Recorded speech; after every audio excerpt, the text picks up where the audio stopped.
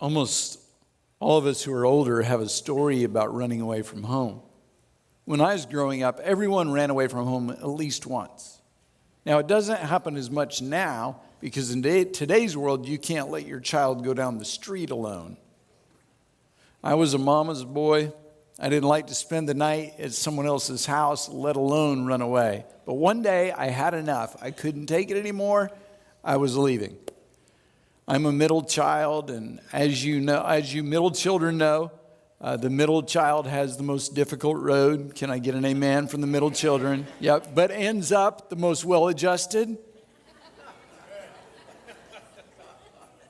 My older sister, Teresa, was smarter than me, so if she and I got in an argument, Teresa could use her superior intellect and convince our parents that it was my fault. If my younger sister, Angie, and I got in a fight, all she had to do was cry. And you guessed it, my fault. I was stuck between Einstein and Frankenstein.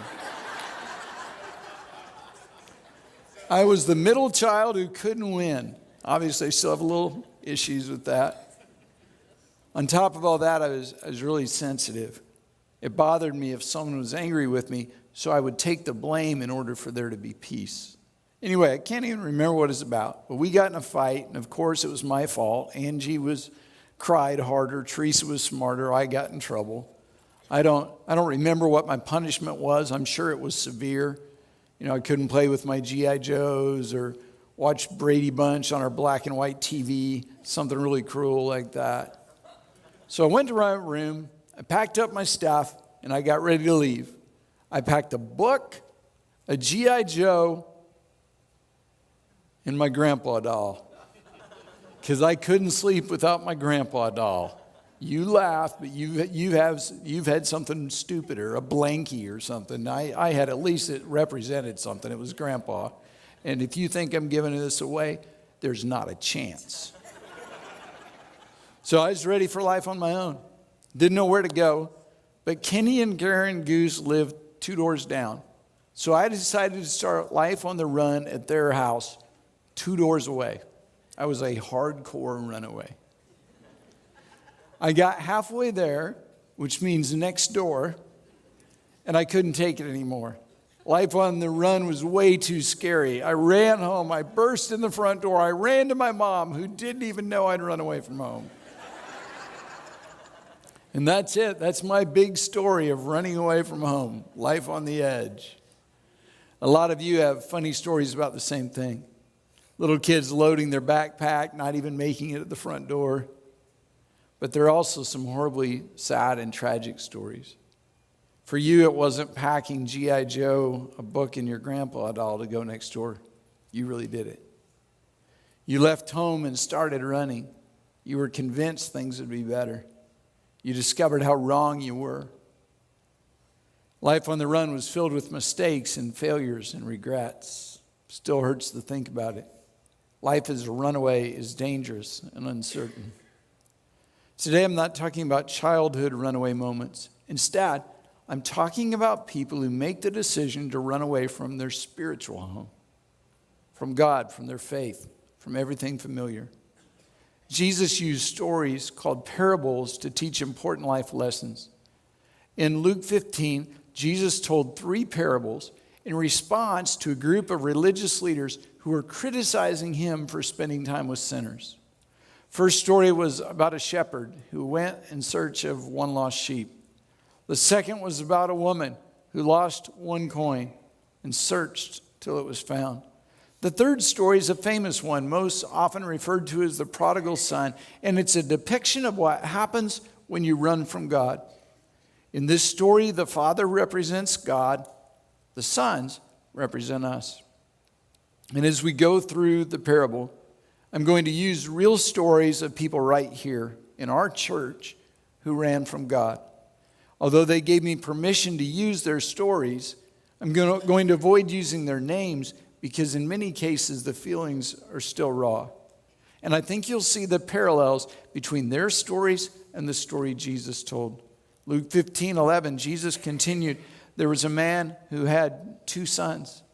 The younger one said to his father, "Father, give me my share of the estate." When Dad died, his money would be divided between his 2 sons. But the younger son, the Bible doesn't give him a name, so I'm going to call him Bill. He was impatient. He didn't want to wait until his dad died. He wanted the money now. In the culture of the original listeners, this was the ultimate insult. If a son asked for his inheritance before his father's death, it was like wishing Dad was dead. I don't care if you live or die. I just want your money. Give it to me now. The father couldn't force his son to stay or to do right.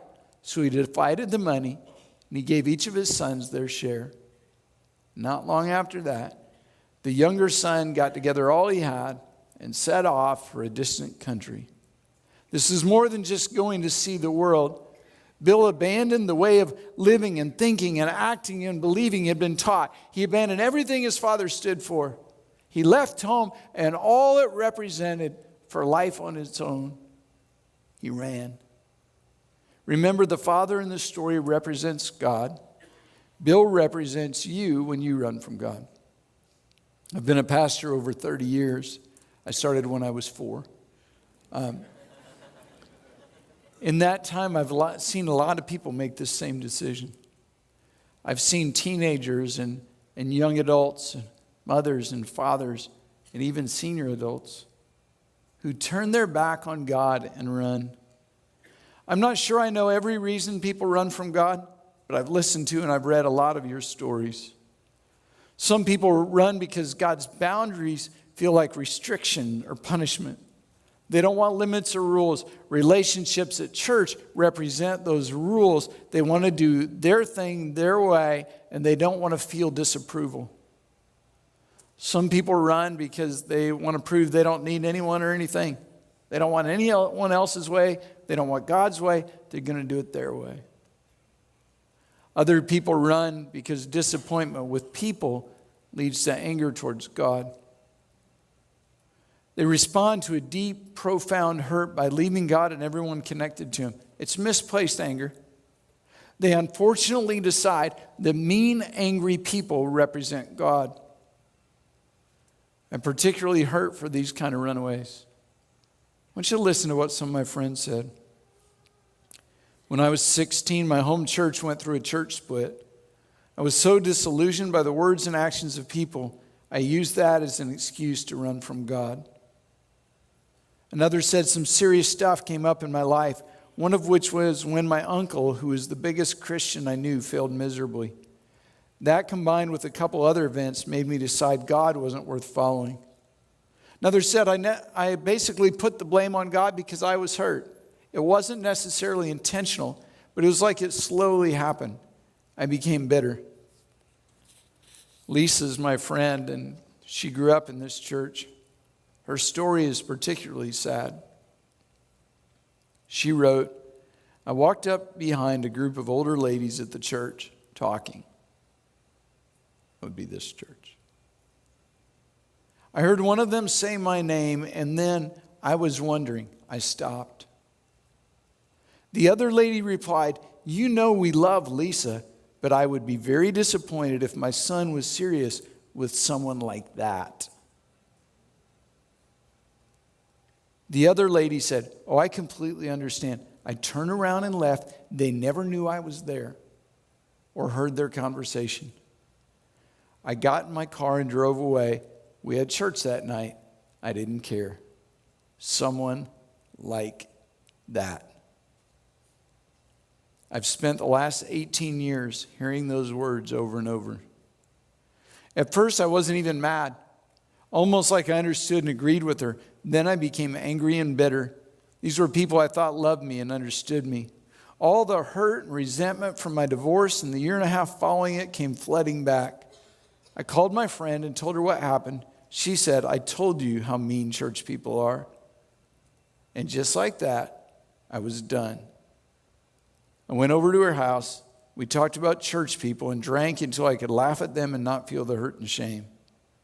I never stopped to remember that the church people included my family or my pastor. I could hear their words, but they didn't stop the pain I was feeling. So in my heart, I started to run. I was angry with the church people and the God who let my life get so out of control. and hurt me so deeply. Some people run because of poor relationship choices. Foolish friends convince them life on the run will be better. Here's what another one of my friends said. I ran from God for almost 3 years. It was the darkest time of my life. I started my senior year of high school, continued through some of my early college years. I fell victim to peer pressure, wanting to fit in. I did things because everyone was doing them, or I thought it made me look cool.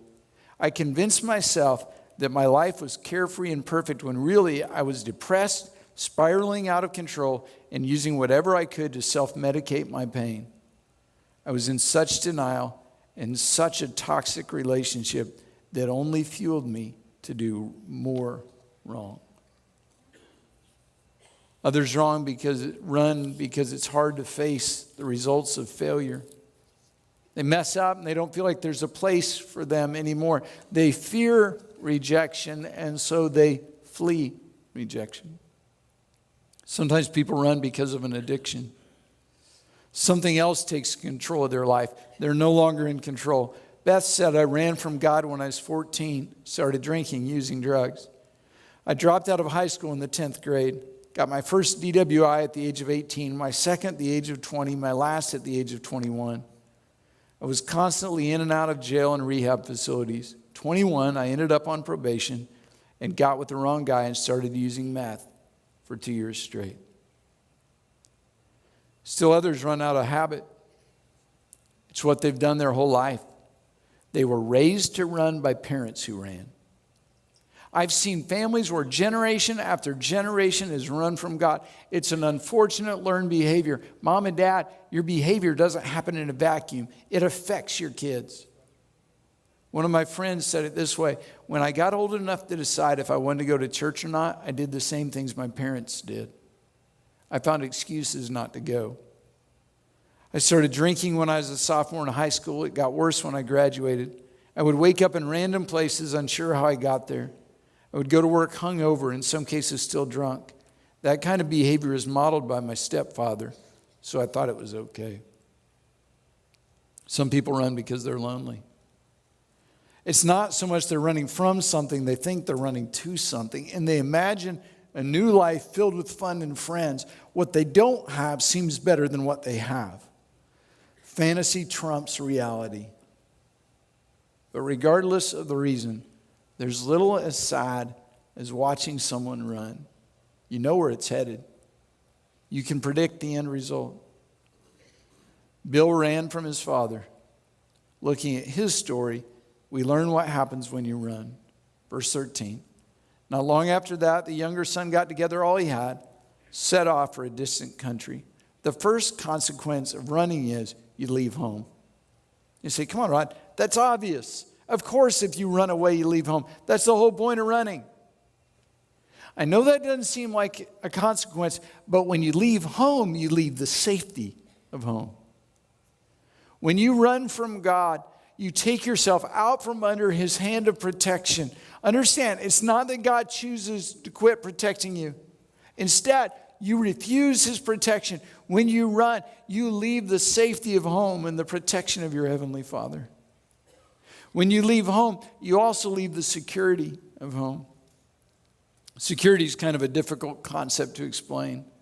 It's the feeling of knowing you belong, that you have a place to call home. Maybe I can explain it this way. Every time I travel to a foreign country, I feel a little out of place, like I don't quite fit. Even though I take precautions, I don't feel completely secure. But when that plane finally lands back in the United States, I take a deep breath and a sigh of relief. It feels good to be home where I belong. When you run, you leave the security of home. You leave the place you belong. You also leave the blessings of home.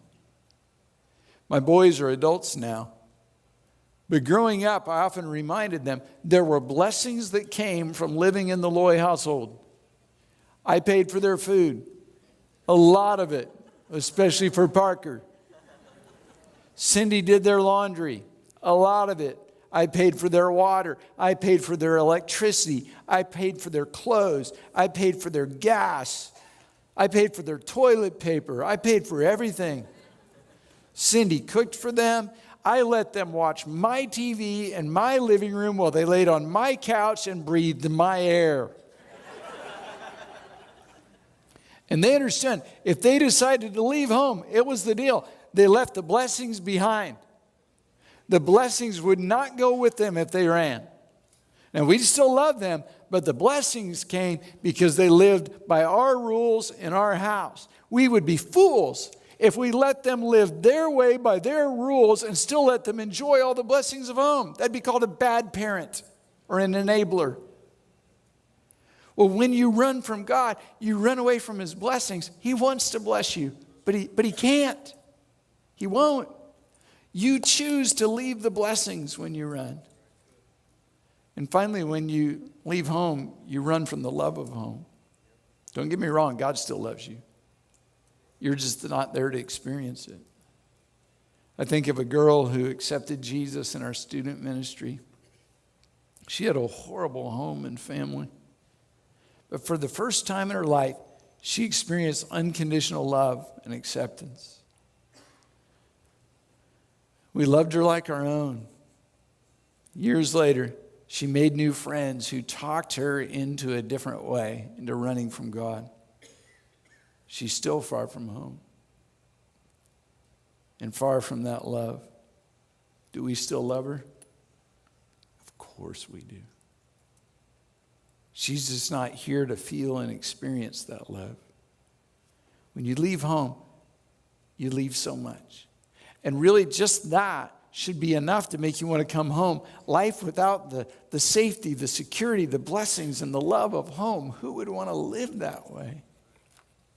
But if that's not enough, when you keep running, the consequences continue. And as we look at this story, you might recognize a pattern in your life. You might be early in this journey running from God, and you need to know what to expect. Others of you will say, that's it. That's exactly what happened to me. Some of you might say, this is what's happening to me right now. It's a predictable pattern. You can expect this when you run from God. Not long after that, the younger son got together all he had, set off for a distant country, and squandered his wealth in wild living. Bill's dad worked all his life for that money. Bill didn't invest it. He didn't save it. He squandered it. What a great word, Bible word, squandered it in wild living. He didn't run away from home to become a missionary or a rabbi. He ran from home to party. We don't know how long it took him to lose everything. Apparently not very long. And you look at Bill and you say, well, that's not very smart. No, it wasn't. But it's a predictable part of the pattern. When you run from God, you make bad decisions. You do things you never thought you would do. It's not your plan. You didn't plan to make stupid decisions. That's just one of the consequences when you run. I've seen it over and over in the lives of people who run from God. When they finally come back, they say, what in the world made me do that? How did I ever make that decision? Why did I ever marry him? How could I spend so much money on that? When you decide to run, you're convinced it's going to be fun for everyone, but you make bad decisions and you do dumb things. That's just what happens when you run. After he'd spent everything. Verse 14. Bill lost all the money. Again, it's part of a pattern. When you run from God, you lose. I've been reading stories from people who ran from God. And one thing every story has in common, they lost. Some lost money, others families, some lost marriages, some lost their job or their career or their business. Some lost friends, some lost their innocence, some lost their reputation. Over and over, their story is how much they lost. When you run from God, you lose. It's painful to watch. I cry over runners and what their decisions cost them. After he'd spent everything, there was a severe famine in that whole country, and he began to be in need. Bill had no money. He never even considered this possibility. Being hungry wasn't supposed to happen, but all his plans for fun and friends failed. And that's what happens when you run from God, your plans fail. When you're in the situation, you say, how did this happen? How did I ever become this? This was never my plan. But from the outside looking in, we say, how could it not happen? You left home. You ran from God. If I pass the mic around, former runners and even some people who are currently running would tell you it's not as good as it looks. And it sure wasn't what I expected. When you run from God, it's inevitable your plans will fail. And one day you'll look around and say, wait a second, being pregnant wasn't part of the deal. Being broke, I didn't count on that. Having a criminal record, being addicted, that wasn't part of the plan. Being lonely wasn't part of the plan. I never planned it this way.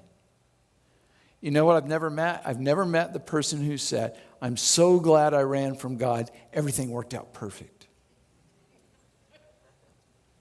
Some people blame God, but God didn't do this to you. Remember, you ran from his protection and his blessing. That's just what happens when you run. And I want you to realize there is a connection between what you've decided about God and what's happening in your life. Bill was going to be rich and free, having fun with Dad's money, but all his plans failed. So he went and hired himself out to a citizen of that country who sent him to his fields to feed pigs. Far from the comfort, security, and the blessings of home, Bill got a job in a pig pen. How embarrassing that must have been. Bill was supposed to be special. Instead, he was with the pigs. When you run, you end up embarrassed and ashamed because you knew better. At least you should have. Most of the time, shame is the biggest hurdle for a runaway. I'd love to come home, but what will people think? What will people say? I've had that conversation so many times. I had it again just this week. Pastor Rod, I'm so ashamed. How could I have been so stupid? Well, it may have been stupid, but don't let guilt and shame keep you away. You can't run forever. Come home. What will people think? People who are genuine followers of Jesus will celebrate. They'll love you and accept you. Forget about the critics and the cynics who question your commitment. We don't listen to them. You shouldn't either. They need to find a hobby. Really, what they need to find is Jesus.